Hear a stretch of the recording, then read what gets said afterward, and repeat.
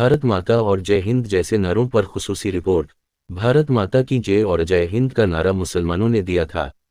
किया सिंह परिवार इस नारे को छोड़ने तैयार है। नई दिल्ली। केरला के चीफ मिनिस्टर पिनाराई विजयन ने इंकिशाफ किया है कि भारत माता की जय और जय हिंद के नारे सबसे पहले मुसलमानों की जानिब से लगाए गए थे। इन्होंने सवाल किया कि किया सिंह परिवार इन नारों को छोड़ने के लिए तैयार है। पिनाराई विजयन ने ये बयान शुमाली केरला के मुस्लिम अक्सरियती ज़िला मलापुरम में दिया है।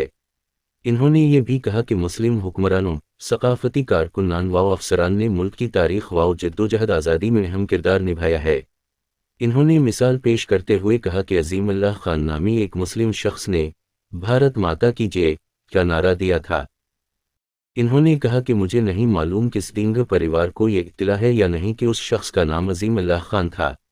इन्होंने तंज़िया अंदाज में कहा कि पता नहीं सिंह परिवार के लोग इस नारे का इस्तेमाल बंद करेंगे या नहीं, क्योंकि ये नारा पहली बार एक मुसलमान ने लगाया था।